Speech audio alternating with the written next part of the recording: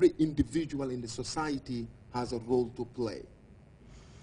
Absolutely, Tijan. But before I come to that, let me just give you the scenario. You know, a few weeks ago, I was looking at the crime statistics, and I noticed that a lot of the crimes that get reported at the police stations are assault causing actual bodily harm. We also have cases of willful damage of property, impersonation or receiving money by false means. And okay, I realized, okay, all of these problems, when you look at them, they are domestic related. And I'm saying, look, honestly speaking, Gambia, we don't have any serious crimes. Because when we talk about serious crimes, we are talking about serious armed robbery. We don't have that. These domestic disputes are the ones that are causing a problem. Let's look at this source. Where does this problem really lie? It's the home. We are always told that the first school is the home. Your first teachers are your parents. Now, when you go out of the home, you have your neighbors, the society, the community around you. Okay, discipline used to be instilled in children by everybody around the neighborhood. Now it doesn't happen anymore. You will see in a compound, two brothers, okay? They will have differences. Instead of parents sitting them down and then correcting the differences, they will see, one will just, put the one aside. One nalanga buy key aferam urut. And it escalates. Before you know it, they are fighting and hurting each other. They come to the police, and you find it, the police officer, you find it difficult. You say, no, come on. Look, we understand this is a serious thing, but I think you have to go back to the family and discuss this. This is what we are talking about. Look, as it is now, our jails, our prisons are overcrowded. Okay? A lot of the people there shouldn't be there if we were doing our part as responsible citizens, parents. I often say this, parents these days are failing us because the younger generation is not really taught discipline. It's not really taught the values that they need to be taught to become very good leaders in the future. And it's on the increase, okay? And it's all domestic related.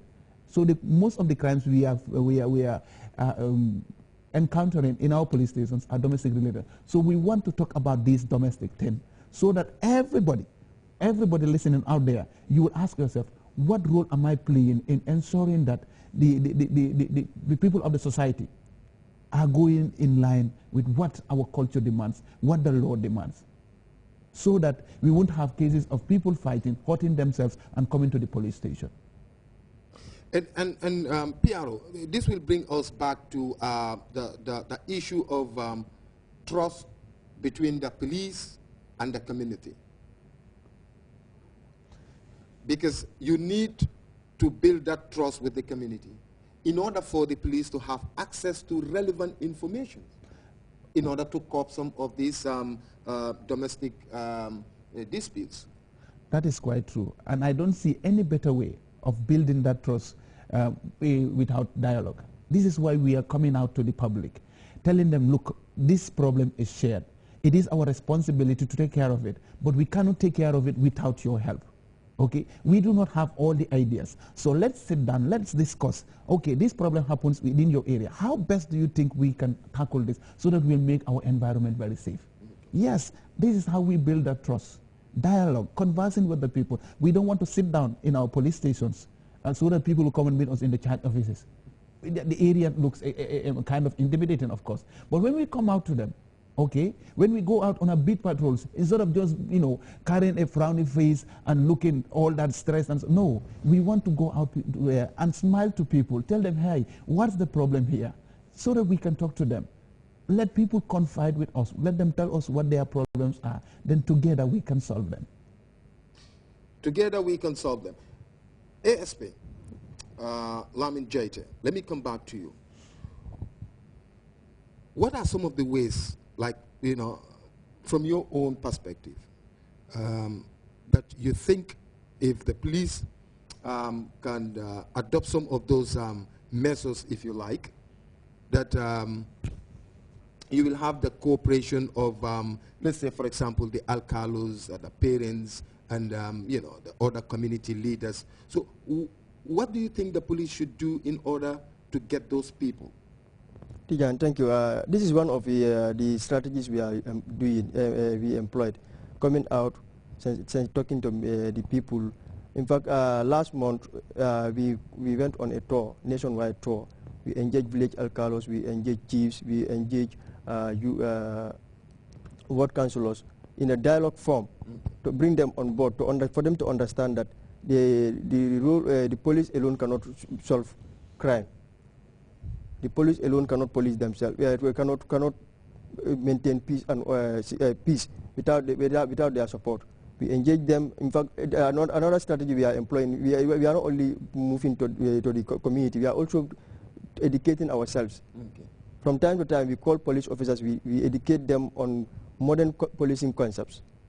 That is geared towards building their capacities on how to effectively manage conflict disputes when they arise. This is one of the methods we do. These are some of the methods we use. Okay. Radio talk shows are ongoing. TV talk shows it has commenced, and we hope to continue the TV talk show. Yeah, all right. I'll just underline one thing that you said. That is, also talking to your fellow colleagues and the like. Because sometimes you see that people have this negative perspective, negative attitude towards police officers. I'm sorry to say, but sometimes it's just that when you look at it, the approach by some of the police officers sometimes can be really intimidating. And in cases like that, people will not cooperate.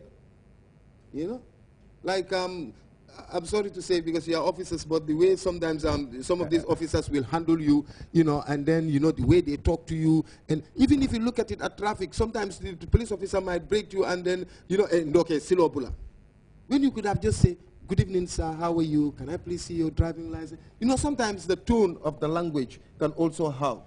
And you said you're now talking to some of your, and honestly, if you want to have the trust of the community, it means the police need to comport themselves very well. Yeah, to help you in that area. In order to be professional about what you do, you have to feel adequate enough.